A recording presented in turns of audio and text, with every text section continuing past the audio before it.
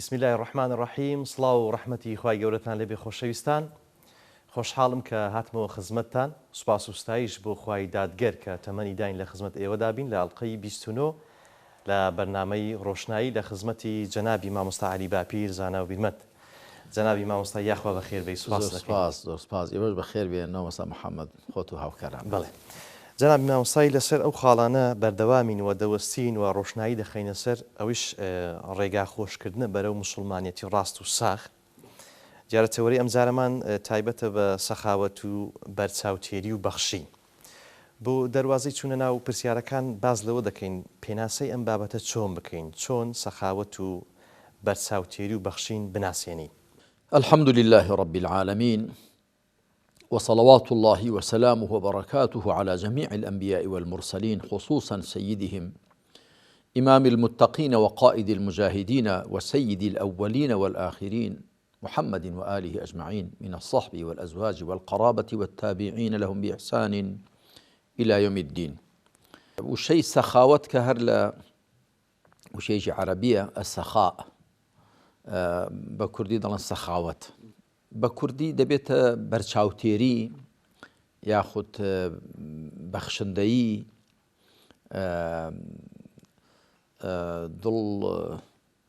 دولمندي لەوانێ بە پێی جیاوازی ناوچەکان و لەهجەکانیش ئەم نێوەڕۆکە کە بریتێ لەوەی مرۆڤ لەوەی هەیەی ببەخشێ. ئەنجا عەرەب دەڵێن ئەلجود بالمەوجود، بەخشندەی بەوەی کە لەلاتە هەتە. من زۆر جار کە میوانم دێن دیارە کتێبم لەلان ئەوەی کە بزانم ئەهلی ئەوە بێ خوێندنەوە بێ کتێبێک شتێکیان بۆ دەکەمە دیاری، ئەنجا پێیان دەڵم ئەلجود بالمەوجود، بەخشندەی بەوەی کە لەلاتە و هەتە. بەخشندەی یاخود بەرچاوتێری و سەخاوەت بە کوردی سەخاوەت زۆر بەکاردێنرێ. ئەوەی کە ئینسان ئەوەی کە هەیەی دڵی پێوە نەبەستێ لە دەستی دابێ و لە گیرفانی دابێ نەیخاتە نێو دڵی. خۆی پەروەردگار کە باسی بێبڕوایان دەکا کافران دەفەرمێ إن الذين لا يرجون لقاءنا ورضوا بالحياة الدنيا واطمأنوا بها والذين هم عن آياتنا غافلون أولئك مأواهم النار بما كانوا يكسبون. سورة يونس ده فرم بدلني أواني بأميدي ديداري إيمانين. إن الذين لا يرجون لقاءنا بتمانين بينه خزمة إيما هادشان لإيما درشون بلان بتمانين بينه لا إيما أو لخيالي خويا على خيالي خويا ده ورضوا بالحياة الدنيا وراضبون بجاني دنيا جاني دنيا هل بجارو بسند يعني كردو واطمأنوا بها وتواو بهوش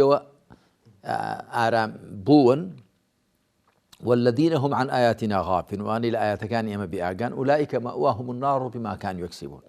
أوانا جيجو ما وين أجريد وزخب وهي أو كودستي ديانا ما بس نموه أهالي ورضوا بالحياة الدنيا واطمأنوا بها. أما ضل بالدنيا وبستنا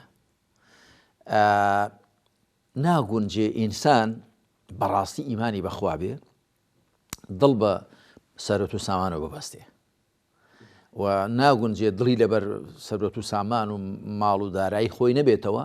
لكاتك دا بيويز بيبي بخشه. هلبته أويش شريعة سنوري بوداناوا خوي فرقال لسورة إسراء دا فرمي ولا تجعل يدك مغلولة إلى عنقك ولا تبسطها كل البسط فتقعد ملوما محصورا. دا فرمي دستت منوقنا بملتي وبنوسيني كسيك بيستريشتيشي لدست بيه اندريت الدري يا كم دستي دنوقيني دون بوي دستي بقوة بيه ليرة أو كوي دكاتوش كأجر أوا بيه هزي نابي والله أوا بكا هزي بشتون بليشي دكيوة تسري وامك ولا تبسطها كل البسط بتواويش ميكوا أجر أوا كت دستي بيو بند بيه يجي بيو بنابي يجي بيو جير نابي أي شون با نأوابا ونأوابا لدست الدابي شكبو فتقعد ملوما محسورا لحالتي يكمدا كتودست بملتو بنوقيني هيش لينية دري لو مكراو دبي لحالتي دوهم كتودست تواو أو بكيو هيش بدستو أنا يعني بخد فكت بكوي محصور دبي واتا كوتو دبي و بكت دكوي بخد آتاج دبي جاء هروها لسورة فرقان دا لزور شوين دا خواهي پرگار باسی مسألة مال ثروت و سامان و چونيتي معامل لقل كردني وبخشين وانا بوين لسورة فرقان جاء فرمي والذين إذا أنفقوا لم يسرفوا ولم يقتروا وكان بين ذلك قواما أواني كاتي مالي خوان خرج ذاكن دا يبخشن لم يسرفوا زيادة رويناكن ولم يقتروا تشروشيش ناكن رجدي وتشروشيش ناكن وكان بين ذلك قواما لو نيوان ذا واتا حالتي ميان جيان دبي كواتا سخاوة برشاوتيري وكو قتم بهمو أوشتانا دكريك مروب لدستي داهن نكتنيا باشتا مادية كان باشتي معنويش كدواتا من برسيارم لباري بيزغ لبابتي مادي لا معنويش أتو باشا برسدوي يعني واتا هم أويك لجير رشي في مروف دايو بدستي أو لجير تصرفي دايا مروف دبي بهمو أوا لشويني خوي دا بو خلقي خوي بو كسي خوي آماده بي بخشي أو كاتا بيدا قوتري مروفيشي سخيو برچاوتێر و دڵفراوان و بەخشندە باشە جەناب مامۆستا چەند ڕستەیەکت هێناوە کە بەڕاستی سەرنجڕاکێش بووە دەمێ ڕۆشنایی بخێ سەر با من بێخوێنمەوە وەک خۆی جا جەنابەت قسەی لەسە بکە کە نووسیتوە لە ڕاستیدا کەسێک دەستی لەبەر ماڵ و سامانەکەی نەبێتەوە دەستی لەبەر ڕۆحیشی نابێتەوە و بۆیە مەگەر چۆن ئەگەر نا مرۆڤی ئازا بە زۆری وایە سەخیشە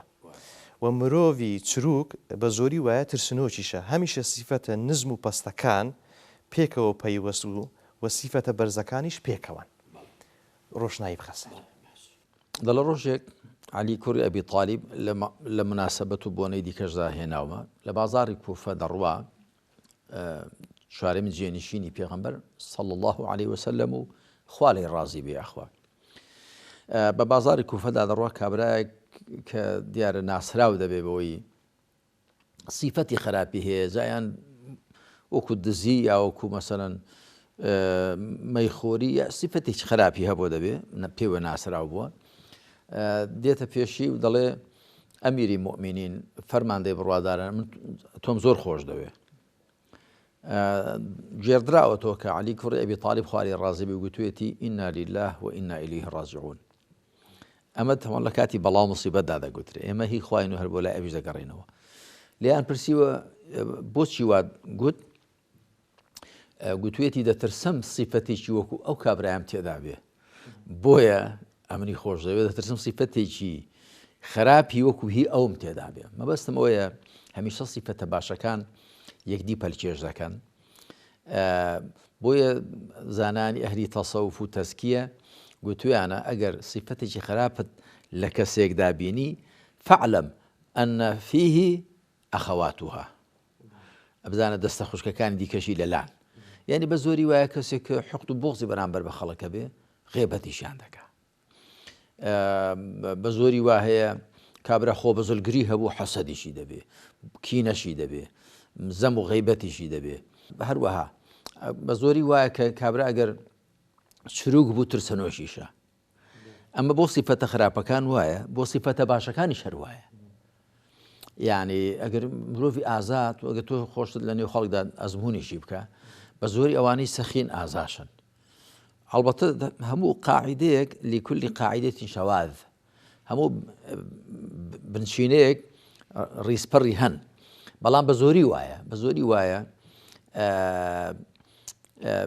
بۆیە نە مرۆڤی خۆ بە کەمگر بەڕەحمیشە و مرۆڤی خۆ بە زلگر ئەغڵبەوە دڵڕەقیشە یعنی سیفەتە خراپەکان بە زۆری یەکدی پەلکێش دەکەن دەکەونە لای یەک و سیفەتە چاکەکانیش بە هەمان شێوە پێغمبەری خاتم صلی الله عليه و آله وسلم لە فەرمایشتێکیدا پەنا بەخوا دەگرێت لە 8 سیفەتی خراپ دەفەرمی اللهم إني أعوذ بك من الهم والحزن والعجز والكسل والجبن والبخل وغلبة الدين وقهر الرجال. أما بخاري مسلم هنا يعني. اللهم إني أعوذ بك من الهم والحزن. خويا بنابت وذكرم لا هم بريتيا لا خفت خواردنيك بيوندي هبي بداهاتوا والحزن دڵتەنجیەک پەژارێک پەیوەندی هەیە بە ڕابردووەوە چونکە خەمی داهاتوو پەژارەی ڕابردوو ئەگەر لەسەر ئینسان زۆر کۆبوون و پەکی دەخەن تەماشای پێغەمبەری خاتەم کە صلی الله عليه وسلم پێشێ لەو صفەتە دەرونیانەوە پەنای بەخوا گرتووە لە صفەتە دەرونی خراپەکان. والعجز والكسل. عجز واتە نەتوانین، کەسەل تەمبەڵی. جاری وا مرۆڤێک عەجزی هەیە واتە ناتوانێت بۆ ینی پەرەی بە تواناکانی خۆی نەدا بۆیە ناتوانێت. جاری وا دەتوانێت بەڵام تەمبەڵە، هەر قالب گرانم ناجوڵێ. ئەمجا والجبن والبخل پەنات بە تۆ دەگرم لە ترسنۆکی و لە چروکی ڕژدی. ترسنۆکیش هەر جۆرێکە لە ڕژدی بریتێ لەوەی کە ئینسان خۆی ناداتە بەر مەترسیان واتە بە ڕوح ناتوانێت ڕوحەکەی ببەخشێ و چروکیش هەر جۆرێکە لە ترسەنۆکی کابرێکە چروکە ڕژدە خەرج ناکە دەترسێ پارەکەی خلاص بێ یعنی هەموو ڕژەکان یەکە. دوایی حوتەم هەشتەم دەفەرمێ وەعوذ بیکە من غەلەبەتی الدەین وقەهری الرجال. پەنا دێنمە بەر تۆ کە قەرز بەسەرمدا زاڵ بێ بکەومە بن قەرزان و من غەلەب وقەهری الرجال یاخۆ پیاوان من بخەنە ژێر ڕکێفی خۆیانەوە بەس ینی ستەمم لێ بکەن و بەم چەوسێنەوە. لە ڕاستیدا قەرزداریش جۆرێکە لە کەوتنە ژێر ڕکێف و کەوتنە ژێر ڕکێفی خەڵکی جۆرێکە لە منەتباری و مەسەلەن ئەوە. جا هەروە پێغەمبەر عەلەیهی سەڵات وسەلام فەرمێتی اللهم لا تجعل للفاسق علي يدا. خوایە با هیچ لاڕێیەک هیچ گوناحکارێک حەقی بەسەرمەوە نەبێ چاکەیەک من لەگەڵ نەکا حەقێکی بکەوێتە لام. جا مەبەستی جەنابەت ئەوە بکە ئەو سیفەتانە بڵێ جامە بەستمەوەی کە سەخاوەتی و بەرچاوتوی لەوانە دەوەشێتەوە کە سیفەتی باشی دیکەیان هەیە. بەڵێ هەروایە هەر بە زۆری سیفەتە چاکەکان وان ئینسان ئەگەر خۆشی بپشکنێت تەماشای خۆشی بکە ئینسان لە خۆشی حاڵی دەبێ ینی هەڵبەتە بۆی کە زۆڵم نەکەین هەیە ڕەنگە وەکو جیبیلەت و خلقەت کوردەواری خۆمان دەڵێن فڵان کەس جەرجی گچکەیە جەرجی گچکەیە ینی ڕەنگە وەکو خلقەت و جیبیلەت ئازادەکەی زۆر نەبێ لە نێو هاوڵانیشدا خوالیان ڕازی بێ هیوا هەبووکەوە وەسەف کراوە پێویست ناکە ناوی کەسیان بێنین بەگشتی ئازا بوون بەڵام هەبووە بۆ وێنە ژمارەی پێوانی لە ئازاتی داشکاندووە ینی هەش بووە نەگەیشتوێتە ئەو پلێ کەواتە سیفەتە خواڕسکەکانیش کاریگەریان هەیە لێرەدا. ئەجا من لێرەدا وەکو بیرەوەریەک بیژێڕمەوە کاتی خۆی پێشمەرگە بووین لە قەڵاتوەکان ئەو کاتی من فەرماندەی هێزی حەمزە بووم یەک دوو براویستیان بێن بۆ لامان بڵین لە ناوچەی بیتوێن و پشدەرەوە هات بوون گەیشت بوونە پشتی ماخۆ بزنان شوێنێکی لێ پێ دەڵێن کەندەبووکە ئەوانەی خەڵکی ناوچەی ناودەشت و پشدەرە ڕەخەوانە دەزانن لە کەندەبووکە لەوێ دوو بوو سێ بوون تۆزی قسە و باسییان بوو دوایی یەکێکیان هەردووچیان هەرسێکیان گەڕابوونەوە. برایەکمان هەبوو بە ڕەحمەتی خواشوە خوارەی خۆش بێ یا ڕەبی شەهید بوو خوای تەلە بە شەهیدی وەرگر بێ نامێکی بۆ من نووسی بوو و دوی مامۆستا ئەوانەش هاتن بەڵام لە کەندەبووکەی گەڕانەوە هۆی گەڕانەوە کەشیان ئەوە بوو ئاوای نووسی بوو شتێک لێرەیاندا جوڵا بوو وان زانی بوو جەرگە دوایی کە گەیژوونە کەندەبووکەی بۆیان دەرکەوت و سیپەلاکە کوردەواری خۆمان دەڵێنەوەی کە ئازابێت جەرگی گەورەیە ئەوە قسەیکی عورفیە ڕەنگە ئازایەتی پەیوەندیشی بەجگەرەوە هەبێت جەرگەوە هەبێت بەڵام ئەغڵب وە بۆ ئینسانی ترسەنەوە عەرەبیش دەڵێن ئینتەفەخە سەحڕوهو سیپەلاشی هەڵاوساوە چونکە ئینسان کە زۆر ترسێ زۆر تەنگە نەفەس دەبێت و ئەوانە. جا مەبەستم ئەوەیە سیفەتە زگماکەکانیش کاریگەریان هەیە بەڵام بە زۆری وایە بەهۆی ئیمانەوە سیفەتە باشەکان لە ئینساندا زیاد دەکەن وصفة خرابەکان کەم دەکەن یاخود نامێنن. یعنی ئیمان پشتیوانەیەکی باشە بۆ صفەتە باشەکان و سەرکوتکەرێکی باشە بۆ صفەتە خراپەکان، هیچ گومان لەوەدا نییە. بەڵام دیسان ڕەنگە هیوا هەبێ ئیمانیشی نەبێ، زۆرێک لە ئازادی تێدا بێ، کە ئەمە ڕیزپار، جۆرێک لە سەخاوەتی تێدا بێ، جۆرێک لە صفەتی باشیشی هەبن. بە بەڵگەی ئەم فەرمایشەی پێغەمبەر صلى الله عليه وآله وسلم کە زۆر جار لە سیاقاتی جیاجادا هێناومەتەوە. کابرایەک دێ بۆ خزمەتی سەرۆکی شاندێک دەبێ، وەفدێک دەبێ بە ناوی ئەشەدجی عەبدی قەیس، دیارە ڕێوز عەشیرەتێک دەبێ. خەڵکەکەی پێشتر دێن، ئەو تۆزە لیان دوا دەکەوێ، کە دێتە مەجلیسی پێغەمبەر صلی الله عليه وسلم، جارێ مسلمان نەبووە، هاتووە گوێ بگرێ لە ئیسلام و ئەگەر عەقڵی بڕی مسلمان بێ. پێغەمبەریش صلی الله عليه وسلم پێی دەفەرمێ دواکەوتی لە قەومەکەت، خەڵکەکەی پێشتر هاتوون، ئەو تۆزە دواکەوتو جا هاتووە. ئەویش دەڵێ من حەزم نەکرد، تۆ پیاوێکی گەورەی حەزم نەکرد بە بەرجی ڕێەوە وەختی خۆ بە بیابان و شتدا هاتوون چەندیان ئارەق کرد و تۆز و خۆڵیان لێن ئیشت و سەرقژن و ئاڵۆز بوون. حەزم نەکرد بەرگو پۆشاکی ڕێەوە ببوون ئارەق و تۆز و خۆڵەوە بێمە مەجلیسی تۆ، خۆم شۆرد، پۆشاکەکەم گۆڕی، خۆم بۆن خۆش کرد، وتم ئاوا لایقی کۆڕ و مەجلیسی جەنابتە. قسەیەکی عاقڵانەیە نییە؟ دەڵێ پێغەمبەریش عەلەیهی سەڵات وسەلام دیقەتێکی دایە و فەرمووی ئینە فیکە خەصلەتەین یحبهما الله الحلم والأنات. ئەتۆ دوو صیفەتە تێدا خوا خۆشی دەوێن. حلم، دەڵێ حلم بریتە لە هێدی و مەندی، واتە زوو تووڕە نەبوون. ئەناتیش واتە لە سەرخۆیی بە واتانە سستی، یعنی پەلە نەکەی. پێغەمبەر صلی الله عليه وسلم یەکەم جاری بۆ پێدەچێ و کابرا ببینێ، بەڵام هەر لە ئەو دوو صیفەتەی هەر لە هەڵووس و کەوتەکەی خۆی هەڵهێنجاون، پەلەی نەکردووە کۆ قەومەکەی بێ، بە شوێنەی هاتووە و بە عەقڵ و سەلیقەیەکی جوانەوە هاتووە. ئەجا دەڵێ گوتی ئەی پێغەمبەری خوا ئەو دوو صیفەتە خۆم پەیدام کردوون یاخوا تێیدا داناوم. ئەنا اکتەسەبتوهما ئەم الله جەبەلەکە عەلەیهما. خۆم پەیدام کرد یاخوا ئەمنی لەسەر ئەو دوو صیفەتانە سروشتاندووە، ڕسکاندووە. ئەویش فەرمی بەری الله جەبەلەکە عەلەیهما. ئەمجا ئەو گوتی الحەمد لله الذي جەبەلەنی عەلا خەصلەتەین یحبهما. ستایش بۆ خوای کە دوو صیفەتی تێدا داناوم خۆشی دەوێت. واتە دەبێ ئاگاشمان لەوەش بێ، یعنی بۆ ئەگە مسلمانێکمان بینی لە شتێکدا یا صیفەتێکی بێهێزی هەبوو، صیفەتێکی خراپی هەبوو، جاری وایە پەیوەندی هەیە بە پەروەردەی خێزانیەوە، جاری وایە پەیوەندی هەیە بە کڕۆمۆسۆمات و جیناتی وێڕاتیەوە، جاری وایە پەیوەندی هەیە بە شێوەی پەروەردەوەش، جاری پەیوەندی هەیە بە نەرێتی کۆمەڵگاوە. ئەوانە هەمووی کاریگەریان هەیە لەسەر مرۆڤ، و جاری واشێ پەیوەندی هەیە بە ئیمانەکەی بەهێز نییە، بەس بەڵام بە گشتی ئیمانی چاک. چۆمە شتان هەم بۆچی باز دەکەین؟ هەم بۆیان باز دەکەین دەڵێن چۆن، یعنی چێ مسلمانی ڕاست و ساغیان چۆن دەبینە مسلمانی ڕاست و ساغ، یعنی بەو صیفەتە یەکێک لەو شتانە بەهۆی دەستهێنان و لە خۆداهێنانەدی ئەو صیفەتانە ئێمە زیاتر بەرەو ئیمانی ڕاست و ساغ دەچین. هەڵبەتە تا ئیمانمان چاکتر بێ، زیاتر تاومان دەدا، پاڵمان پێوەدەنە بەرەو صیفەتی باش، هەتا صیفەتی باشیشمان تێدا هەبن، زیاتر ئیمانمان تێدا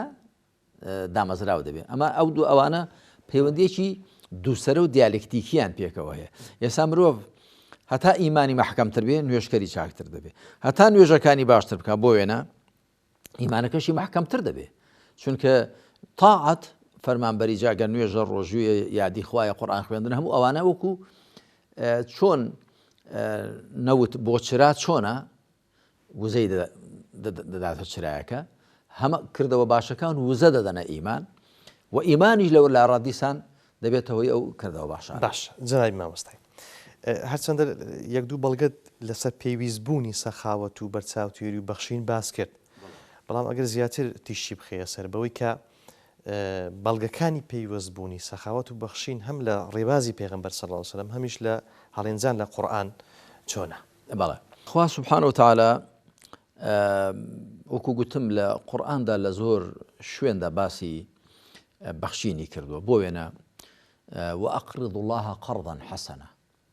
قرزی چاک بدەن بەخوا قرزی چاک تۆم قرزی خراپ هەیە كل قرض جر نفعا فهو الربا قرزی خراپ هەوێت تۆ پارەی بە کەسێک بدەی بەڵام چاوەڕێ بکەی پارەکەشت بداتەوە و دوایە زیادەشت داتێەوە قرزی خراپە بەڵام قرزی چاکەوەی تۆ بەبێ بەرامبەر کاکە ها من ئەو پارەت لابێ هەتا ئەوەندە یا هەتا دەدبێ بمدەیەوە ئەوە قرزی چاکە جا پێشتریش ئاماژەم پێدا کە خوا سبحانه وتعالى لە صیفەتەکانی ئەو بەندانی کە بەتایبەت پاڵیان دەداتە لای خۆی وعباد الرحمن الذين يمشون على الأرض هونا وإذا خاطبهم الجاهلون قالوا سلاما والذين يبيتون لربهم سجدا وقياما والذين يقولون ربنا اصرف عنا عذاب جهنم إن عذابها كان غراما إنها ساءت مستقرا ومقاما والذين إذا أنفقوا لم يسرفوا ولم يقتروا وكان بين ذلك قواما لم سياقدا آوا خواهي پروردگار دەفەرمی ئەوانەی کە کاتێ ماڵی خۆیان بەخشی جا ماڵی خۆیان بەخشی مامۆستا محەممەد ئەمەشی لێ وەردەگیرێ کە بەندەکانی خوای خاوەن بەزەیی کەسانی بێدەست و کەمدەست و هەژار و نەدار نین بە هێندێکە زوارە زانینسان تا فەقیرتر بێ و تا هەژار و ئاتاچتر بێ لە خوا نزیکترە نامەرج نییە چوو ئەوانە والذینە ئیذا ئەنفەقوا چێ دەتوانێت ئینفاق بکە ببەخشێ کە هەیبێ بەڵکو دوو لە فەرزەکانی پێنجپایەکان پێنج دروشمەکانی مسڵمانەتی بە ئینسانی دەوڵەمەند و هەبوو نەبێ جێبەجێ ناکرێن هیچیان زەکات لە دەوڵەمەند دەکەوێ ئەوی دیکە حەج بە کەسێک دەکرێت کە توانای هەبێ کەواتە پێشی مەتحیان دەکات کە هەبوون یعنی پارەدارن جا لە کەمی کەم و لە زۆری زۆر والذين إذا أنفقوا لم يسرفوا زێدە ڕۆی ناکەن ولم يقتروا و چروکیش ناکەن لە شوێنی کە خوای پروردگار دەفەرمێ ولا تبذر تبذيرا تبذير لەگەڵ ئیسراف فەرقیان چییە ئیسراف ئەوەی تۆ لە ڕێی حەقدا بیبەخشی بەڵام زێدە ڕۆی بکەی بۆ وێنە کابرا 4 میوانی دێن بەشی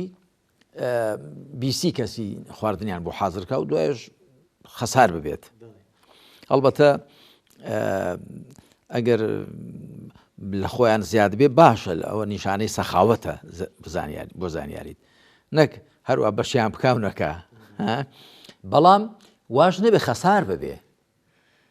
وانە بێ خەسار بێ ئەگەر خزمەتکردنی میوان خۆ هیچێکە لە سیفەتە جوانەکان و با خواردنەکە لە خۆی زیاد بێ هی میوانەکە بەڵام خەسار نەبێت یاخود با هەر بەقەدەر خۆی لێ زیاد بیان دوو هێندەی خۆی نەک دەیەندەی خۆی ئەمە ئیسرافە بەڵام تەبذیر بریتە لەوەی ماڵی خۆت خەرجکەی لە غەیری خێردا بۆ وێنە ئەوانەی کە شتێک دەکڕن ئیشیان پێ نییە یاخود ماڵێک لە شوێنی خەرج دەکەن کە هیچ سوودێکی بۆ ئەوان نییە ئەمە تەبذیرە تبذير لە بەدرەوە هاتووە ینی بڵاوکردنەوە ولا تبذر تبذيرا إن البذرين كانوا إخوان الشياطين وكان الشيطان ربي كفورا لە قورئاندا وەکو گوتم لە زۆر شوێندا خوای پروردگار مەدحی چاکەکاران و بەخشەرانی کردووە بۆ لە سوورەتی ئەلبەقەرەدا وێنەیەک دێنێتەوە کە تاکە وێنەیەکە لەو شێوە لە قورئاندا کە دەفەرمێ مثل الذين ينفقون أموالهم في سبيل الله كمثل حبة أنبتت 7 سنابل في كل سنبلة 100 حبة والله يضاعف لمن يشاء والله واسع عليم أو وێنەی ئەوانەی کە لە ڕێی خوادا ماڵەکانیان خەرج دەکەن دەبەخشن وەکو دەنکە گەنمێکە 7 گوڵان دەردەکا یاخود دەنکێکە شوێنەی فەرموگەنم یاچی دەنکێکە 7 گوڵان دەردەکا ئەگەر دەنکە گەنمە دەنکە ژوێ دەنکە هەرزنە دەنکە مەرەزێ برنجە 7 گوڵان دەردەکا في كل سنبلة 100 حبة هەر گوڵێک 100 دەنکی تێدایە کەواتە یەک دەکایەک بە 700 نەکەر ئەوەندە والله يضاعف لمن يشاء خوش چەند بەرابەر دەکات و هەر کەسێک کە بێوێ هەتا نیەتەکەت ساختر و چاکتر بێ و باشتر بەو ماڵ خەرجکردنەکە لێنی پێ بگری شایستەتر بە شایستەتری بدەی و بە لێزانتر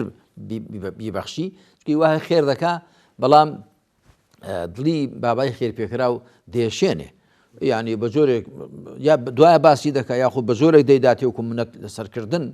كل راسي دك هر بين دا باشترا وكم لتفسير سورة البقرة ولا تفسير آتانا بتفصيل باسم كدوه بل يعني خواي برجار دفنيك بحوصت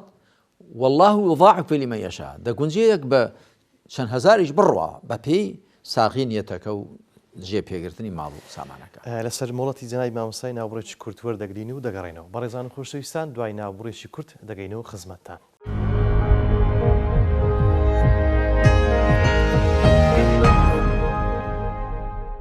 دووبارە سڵاوتانە بێ خۆشەویستان، بەرنامەی ڕۆشنایی ئەڵقەی 29 درێژە پێ دەدەین. جەنابی مامۆستای، لە کتێبی ژیانی ژیان لە بەرهەم و شوێنەواری تەزکیەی نەفس ئەمە ئەم بەخشینەیە کە لەلایەنی مادی و لایەنی دیکەی کە معنەویە و شتی کەش دەگرێتەوە. باست لە ئامادەیی سەر و ماڵ بەخشین دەکەی لە پێناوی خودا و دەفەرمونون یەکێک لە بەرهەمەکانی تەزکیەی نەفس ئەوەیە هەر کەس نەفسی چاک و پاک بوو بێ یان بۆ خوا سوڵحاو بێ لە خوا نزیک بێ خۆی و سەر و ماڵەکەی بەهی خوا دەزانێ. ئەمە جگە لەوەی کە وتمان بابەتی مادیە. ئەنجا ئەمە ببەستەوە لەگەڵ ئەوەی کە کەسێک جگە لە کەنیتی چی دیکە بکە لە ئەوەی ببەخشین لە بۆی حیساب بێ بە سەخاوەت و بەرچاوتێری حیساب بێ. خی پەروەردگار لە قورئاندا کە باسی بەخشین دەکا شەرت نییە تەنیا مەبەست پێ ماڵ و سامان بێ، بەڵکو ئەها دەفەرمێ وەمیما ڕەزەقناهم ينفقون، لەوەی کە کردومانە بە بژیویان یا لەوەی کە ڕۆک و ڕۆزی پێمان داون دەبەخشن. ئەوە ئەوەی کە پێمان داون دەگونجێشتی مادی مەبەست بێ کە زیاتر زەین بەلای ئەوەدا دەچێ. جا ئەگەر کاتی خۆی شتی عینیان بەخشیوە، شتی عینی مثلن گەنمیان بەخشیوە کابرا جوتیار بووە، مەڕیان بەخشیوە ئاژەڵدار بووە، حوشتریان بەخشیوە بڵێن حوشترەوان بوون و هەروەها. ئێستا زیاتر ماڵی نەقدی بڵێن دەبەخشرێ کابرا لەوانەیە ئەوەی کە ئاژەڵداریشە یاخود مەسەرەن جوتیاریشە یاخود کشت و کاڵیش دەکا بۆ بەرامبەرەکە ڕەنگە پارەکە باشتر کەلێنی بۆ بگرێ، هەروەکو لە زەکاتی فیتڕدا کاتی خۆشی جاری دیکەش باسمان کردو کۆمەڵی لە فوقەها و شەرعزانان کە وەختی خۆی ئەوانی کە ڕئیشیان نەبووکو هێندەی لە حەنبەلیەکانی حیجاز و ئەوانە ئێستا ئەوانش هەرگەڕاونە بۆ ئەوە، چونکە بۆ کابرا و گەرم و برنج و نیسکردنەوەکە چ لێ بکایانی بە تایبەتی لە وڵاتانیی وەکو ئەوروپا ئەوانە کە ناتوانێت بیبە بۆ ئاش و ئەوانە. جا زەین بەلایشتی مادیدا دەچێت، بەڵام بە تەئکید ئەوەی کە پێمان داون تەنیاشتی مادی ناگرێتەوە، بەڵکو هەموو ئەو شتانەی کە مرۆڤ لیان بەهرەمەند دەبێت لە ژیانیدا. بۆ وێنە کەسێک هەیە لە گەڕەکدا لە شاردا لە لادێدا لە نێو قەومەکەیدا قسەی دەڕوا بۆ پێکهێنانی خەڵک یاخود بۆ کەسێک گرێکی هاتوۆتی لە مەسەلەی ژن و ژنخوازیدا لە ناکۆکی و دووبەرەچیەکدا لە شتێکدا دەچن بۆ لای کاکە لەگەڵمان وەرە ئەو کارەمان بۆ پێک بێنە. ئەمە بە عەرەبی پێ دەڵێن پێگە و جاه یاخود شکۆ و پێگە. کابرا جاه و حرمەت و ڕێزێکی هەیە قسەی ناشکێندرێ، ئەوە شەربەخشینە. بەڵکو ئەوە جاری وا هەیە کەلێنی سەدان ملیۆن بۆ ئەو کەسە دەگرێت کە گرفتێکی هەیە بۆی چارەسەر نابێ، تەرەفی بەرامبەری لێ عاسێ بوو. من ئەو شتانە مەسەلەن دێ بۆ لامان، تەرەفی بەرامبەری لێ عاسێ بوو، نەبە خوێن ڕازێ نە بە هیچ ڕازێ بە هیچ ڕازی نییە، بەڵام هیچێک تەکلیفی لێ دەکا، یا مەسەن هەیە لە مەسەلی ژن و ژنخوازیدا یا لە قەزی وەکوکتم ناکۆچی ئەوەدا یا لە شتێکی دیکەدا دڵیان لێک ئەوە بووە دەڵێ من تا قیامەتە ئەوی نادوێنمەوە، بەڵام دوایی لەسەر دەستی کەسێک دڵە کاکە یعنی من شتی وام کردو تەلەفۆنم بۆ کردووە کاکە گیان دەبێ ئاش بێەوە، وەڵام ئەمە قسەی تۆم پێ ناشێت باشم ئەوە لەبەر تۆ هەش دەبمەوە. ئەو شتانە دێنە پێشێ. ئەوە لە بەخشینی جاها پێگە و یاعتیبار و شکۆی کۆمەڵایەتی. جاری وا هەیە بەخشینی زانستە، زانست و شارەزایی کە پێغەمبەر دەفەرمێ عەلەیهی سەڵات وەسەلام من سئل عن علم فكتمه ألجمه الله بلجام بلجام من النار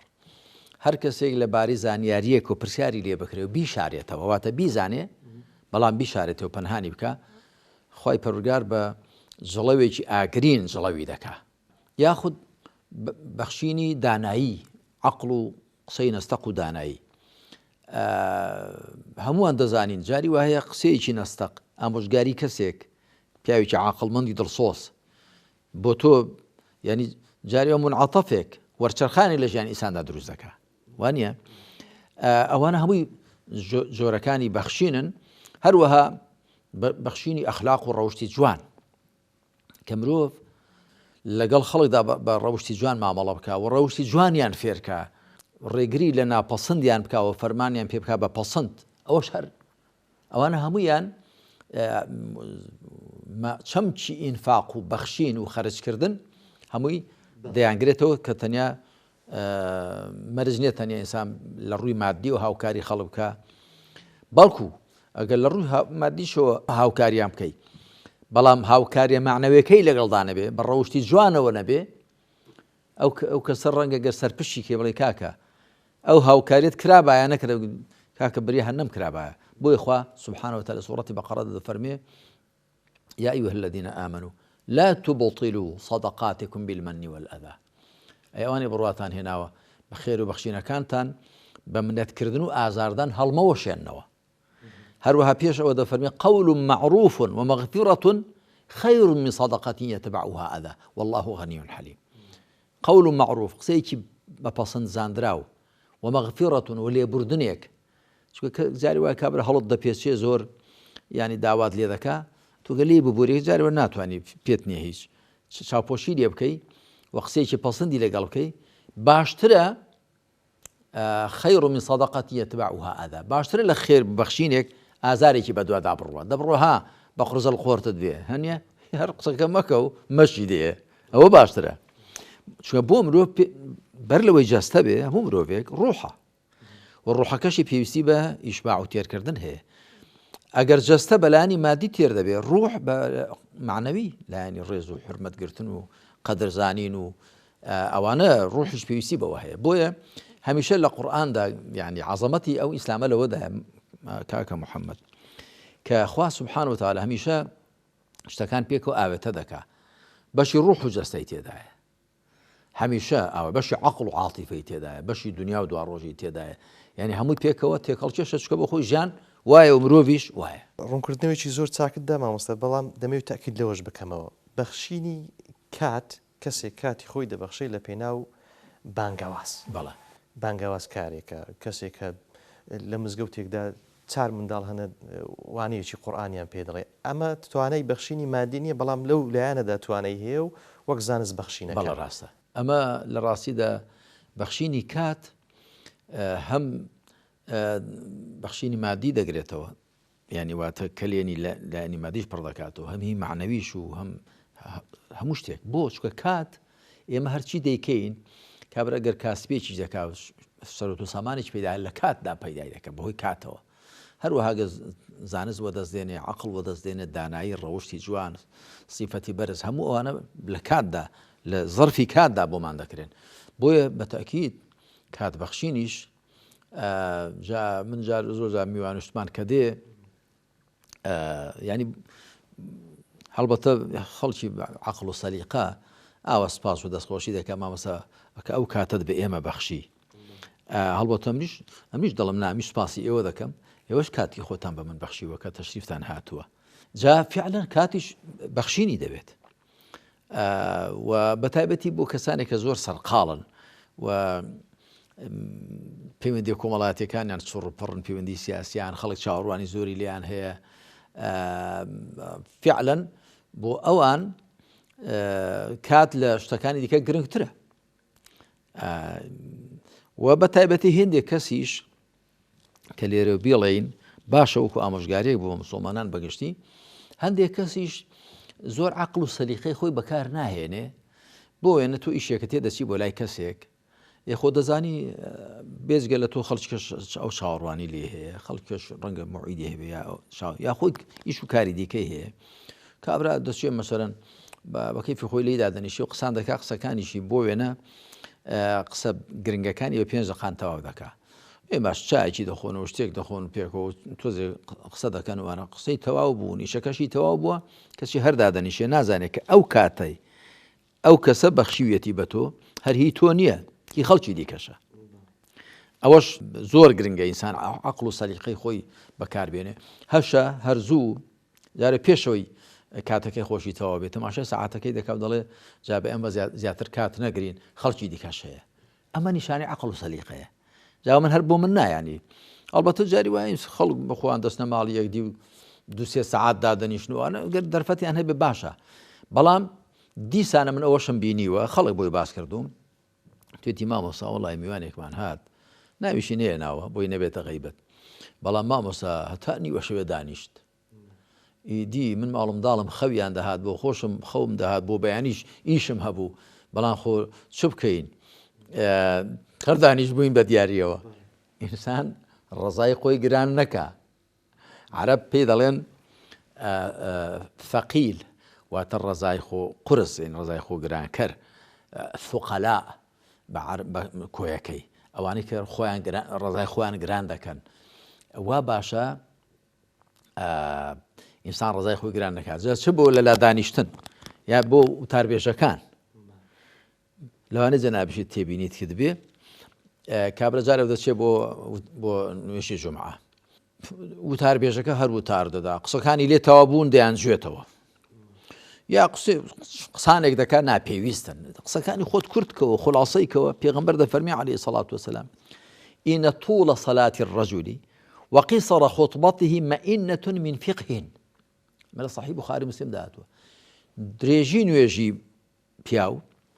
کورتی وتارەکەی نیشانەی شارەزاییە بۆ ئەگەر شارەزابی زۆر لە خزمەت خوادا ڕادەوەستی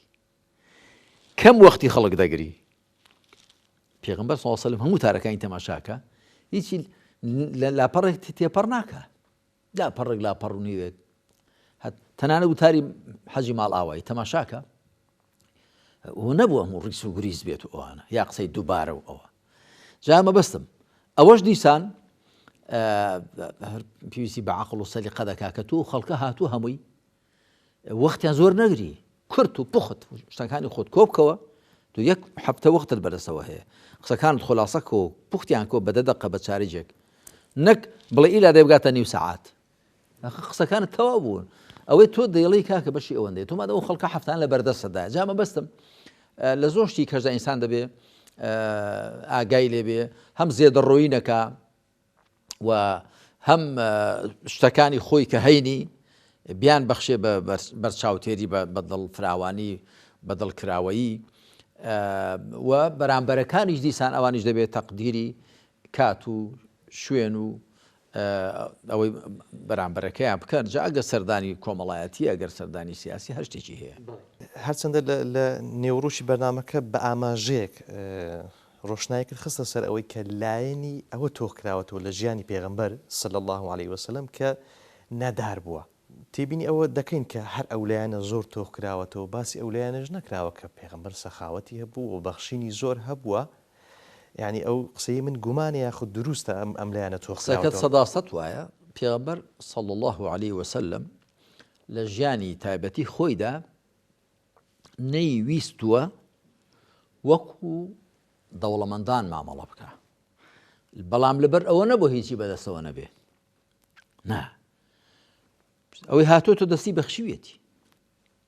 پێغەمبەر عەلەیهی سەڵات وەسەلام جارێک کەم وە هەبوو ماڵی پێغەمبەر بێ میوان بێ جارێ میوانی هەبووە هیچیان نەبووە بە خێزانەکانی فەرمووە هیچ شتێکی وامان نییە بە هاوڵانی گوتووە ڕێکامەتان ئەو میوانەی من لەگەڵ خۆی دەباتەوە شتێکی وامان نییە شتێکی وامان نییە واتە نە نان و ئاویان نەبێ یا خورمە نا شتێکی وا کە میوان بیخوا پێغەمبەر صلی الله علیه وسلم بەداخەوە هەندێک لە زانایان دێنن ئەوەی کە خۆیان پێویستیان پێیەتی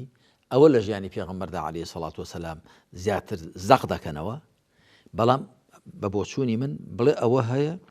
بەڵام ئەوەش هەیە و پێغەمبەر عەلەیهی سەڵات وەسەلام لە هەموو ژیانیدا هاوسەنگ و هاوسەنگ بۆ وێنە پێغەمبەری خوا صلی الله علیه وسلم وا دەکرێت کە زۆر بڵێن دنیای پێ هیچ بۆ زۆر دنیا نەویست بۆ کەوشەکە بە غەڵەت بەکاردێنەنا خۆی دنیا بەکەم گر بووە بەڵێ ئەوە ڕاستە بەڵام پێغەمبەر صلی الله عليه وسلم خواردنی خۆشی پێخۆش بووە هەنجوینی پێخۆش بووە دایکمان عائشە خاتو عائشە خوالی ڕازی بێ دەڵێ کان يحب الحلواء والعسل حلوا دیارە جۆرە شیرینێک و باقلا و شتی ئێستاوا بووە هەنجوینی پێخۆش بوو پێغەمبەر صلی الله عليه وسلم هاوڵان دەڵێن دەمانزانی پێغەمبەر صلی الله عليه وسلم لە گۆشتی حیوان کوێ پێخۆشە کان يحب الكتف گۆشتی شانی پێخۆش بووە ئەنجا هەروە زانیویانە پێغەمبەر صلی الله عليه وسلم هندێشتی نەخواردووە گۆشتی بزنمەژە ئەوەی نەخواردووە کەواتە پێغەمبەر صلی الله عليه وسلم دژی خواردنی خۆش نەبووە و دژی پۆشاکی جوان نەبووە یەکێ لە هەوڵان دەڵێ بەرجێکی سوورم لە پێغەمبەردا بینی عەلەیهی سەڵات وسەلام قەت شتی وا جوانم نەبینیوە بەڵام پێغەمبەری خوا صلی الله عليه وسلم دڵی بە بەرگ و پۆشاک و پەیوەست نەبووە دڵی بە خواردنەوە پەیوەست نەبووە جاری وا هەبووە دایکمان عائشە خوالی ڕازی بێ گوتوویەتی جاری وا هەبوو مانگ دەرکەوتووە دوای مانگێک کەش دەرکەوتووە مانگێک کەش واتە دوو مانگ ئاگر لە ماڵی پێغەمبەر نەکراوەتەوە عەلەیهی سەڵات وسەلام ئەو هاوڵە کە خوشکەزای بووە عوڕوەی کوڕی زوبەیر کە خوشکەزای یەکچی ئەسمای خوشکی عائشە لێ پرسیوە ئەی باشە چی دەیژیاندن ما یعیشانیکم چی شتێک ئێوەی دەژیان ئەتۆ پێغەمبەر صلی الله عليه وسلم ئەویش گوتوویەتی ئەلئەسوەدان یا ئەلئەسوەدەین دووشتە ڕەشەکان ئاو و خورما هەندێک دراوسێشمان هەبوون هی ماڵی پێغەمبەر صلی الله عليه وسلم ئاژەڵیان هەبوو شیریان دەهێنا جاجار بۆ پێغەمبەر صلی الله عليه وسلم واتە بە شێوەی سەرەکی ئەوە بووە ئەمما خۆ نانیان نان هەبووە نانی جووە بێ هەرچی هەیان بۆ یعنی چونکە لە هەندێک ڕواتی دیکەدا هاتووە کە لە صحیح بوخاری مسلمدا دەڵێ پێغەمبەر صلی الله عليه وسلم ساڵانە نەفەقەی ساڵێکی بۆ خێزانەکانی دادەنا واتە خواردنی سەرەکی جۆ مەسەلەن ئەوەی کە وەکو زات بۆی دادەنان بۆی شامل لە دەستی خەڵک نەبێ بەڵکو زۆر جار خەڵک هەمیشە هاتۆ بە ماڵی پێغەمبەر صلی الله عليه وسلم ڕجا تێبینەکەتم پێ جوان بوو فعلا دەبێ ئێمە پێغەمبەری خاتەم صلی الله عليه وسلم وەکو لە واقعی ژیانی خۆیدا بوو ئاوای وێ نابکەین نەک بۆ ئەوەی کە خەڵک هان دەین بۆ دنیا بەکەم گرتن و سادە ژیان بێنین و پێغەمبەر صلی الله عليه وسلم وێ نابکەین کە هەر هیچی نەبووە هیچی لە ماڵەدا نەبوو نا وان نییە وا نەبووە بەڵام پێغەمبەر صلی الله عليه وسلم بەتاکید ژیانی خۆشگوزەرانە نەژیاوە دیارە ینی هاوڵان هاوسەرانی بەڕێزی خوالیان ڕازی بێ کە تێی هەڵدەپێچن دەڵێن دەبێ نەفەقەمان بۆ زیادکەی خۆ ناڵێن باوەکو خەڵکی زۆر دەوڵم وڵان مادام مسلمانان ئێستا هەبوون و ئەبامەش نەفەقەمان بۆ زیاد خوای تەعالا دەفەرمێ ئەیها النبی قل لأزواجك إن كنتن تريدن الحياة الدنيا وزينتها فتعالين أمتعكن وأسرحكن سراحا جميلا يعني شەکە زۆر جدی بووە ئەی پێغەمبەر صلی الله عليه وسلم بە هاوسەرەکانت بفەرموو بەڵێ ئەگەر ژیانی دنیا و جوانی ژیانی دنیاتان دەوێ وەرن با بە شێوەیەکی جوان دەستان لێ بکەمەوە بەرهەڵداتان بکەم ئازادتان بکەم ئەگەر خوا و پێغەمبەر و ڕۆژی دواییشتان دەوێت ئەوە خوای پەروەردگار ئەجر و پاداشتێکی مەزنی بۆ داناون مەبەستم ئەوەیە ئەوە لە کاتێکدا کە هاوسەرەکانی خوالیان ڕازی بێ دایکانی بڕواداران چاوێن لە خەڵکی دیکە کەلوتیان ئەمەش بە ئاوا بین بەڵام پێغەمبەر صلی الله عليه وسلم نا هەر بە دنیا بەکەم گرانە و بە سادە ژیاوە نەک لە بەرۆی نەی بووە لە بەرۆی بێتە سەرمەشق بۆ خەڵکی دیکە و پاشان گومانی ئەوەی پێ نەبردرێت کە بە دوای عەیش و نۆشەوەیە جەنابی مامۆستای من کاتەکەم کەم ماوە بەڵام یەک دوو پرسیاری گرینگە بە تایبەتی ئەوەی کە زۆر گرینگە ئەوە دەکەم ئەگەر کات هەبوو ئەوە دەکەمە دوا پرسیار بۆ نمونە ئێوە وەکو کۆمەڵی دادگەری ئەم بابەتە زۆر زار لە پاڵ کاری بانگەواز و ڕێگانیشاندانی خەڵک بابەتی بەخشینەوەکە کە زۆر فەخر و شانازی پێوە دەکەین یعنی دەتەوێت لەسەر ئەم بابەتە چی بڵێ کە دەستگیرۆی هاوڵاتیان و هەژاران و نەداران بەبێ ئەوەی کە باگراوەندیان بخوێنەوە کە چییە کە هۆکارەکەی بۆ نمونەم دەسەڵاتەیە بەو شێوازە مامەڵە دەکە بەڵام بە ئەرچی خۆمان وەکو هاڵدەستین هەیە لەسەر ئەم بابەتی ئەوەم هەیە کاکە محەممەد جارێ لە هەر شوێنێک شیوی قوڵت بینین شیو دۆڵ چای بەرزش دەبینی وانی هەمیشە شیوە قوڵەکان دەکەون نێوان چیا بەرزە سەرکەشەکانەوە لە وڵاتێکی 5-6 ملیۆنی وەکوم هەرێمی کوردستانی ئێمەدا ژمارەی ملیار لێر هەن ملیار لێر ینی خاوەنی ملیارێک دۆلار و چەند ملیار دۆلار و ژمارەیەکی زیاتر لەوانە ملیۆن لێر هەن يعني خاوەنی زیاتر لە ملیۆنێک دۆلار. ئەوانە بە زۆری وایە هەڵبەتە تاکو تەرایەک هەن بە پارەی حەڵاڵ من خەڵکی وان پێشک دەیانی چاوی لە حەرام نییە بە کاسبی حەڵاڵ بە پارەی بەڕەنجی شانی خۆی بە ئارەقی نوێچەوان ئەوە دەکات. بەڵام بە زۆری ئەوانی کە بە زۆری شەریکە دزن لەگەڵ بەرپرسانی گەندەڵدا. جا پێشی من ئەوە دەڵێم کە دەبێت ئەوە کۆتایی پێ بهێندرێ. ئەوە کۆتایی پێ بهێندرێ کە ئەو هەموو بەرزی و نزمیە نەبێ ئەو کە من پێ دەڵم قڕی و پڕی هەندێک پڕن لەسەر حیسابی زۆربە کە قڕن کەمێک لە سەریانەوە ڕژاوە لەسەر حیسابی زۆرێکە لە بەریان بڕاوە دەبێت ئەوە کۆتایی پێ بێت. جا ئەو جار دوایە مەسەلەی بەخشین و سەخاوەت و هاوکاریکردنی خەڵک گومانی تێدانە ئینسان کەمی هەبێت زۆری هەبێت لە کەمی کەم لە زۆری زۆر چۆ لە فەرمایش تێدا هاتووە سەبەقە دیرهەم ئەلفە دیرهەم درەمێک پێش 1000 درهم کەوتەوە گوتیان چۆن فەرمی کابرایەک 2 درەمی هەبوون یەکێکیانی بەخشی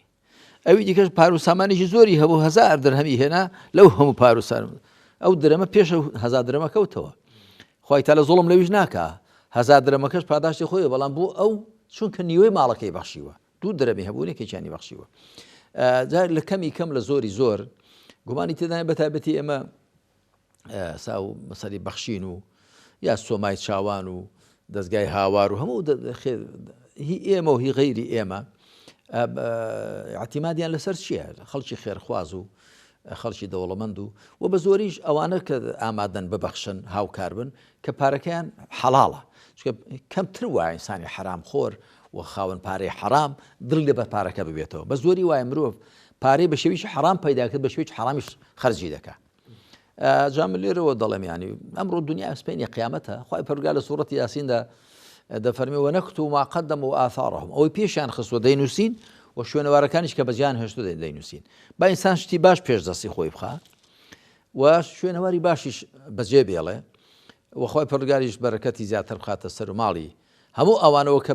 پارەی حەڵاڵ پەیدا دەکەن و لە شوێنی چاکیشدا خەرجی دەکەن دەیبەخشن سەرفی دەکەن کەلێنی پێدەکرێت. جنابی مامۆستا باپیرزانە و بیرمە سوپاس دەکەین کە لە ئەڵقەی 29 لە بەرنامەی ڕۆشنایی لەگەڵمان بوویت. سوپاسی ئێوە دەکەم و سەلامەت بن. بەڕێزان و خۆشەویستان سوپاس بۆ ئێوە بەڕێز و خۆشەویست سوپاسی هاوکارانم دەکەم تا ئەڵقەیەکی دیکە بەخوای باڵەدەستان دەسپێرم وەسەلام عەلەیکوم.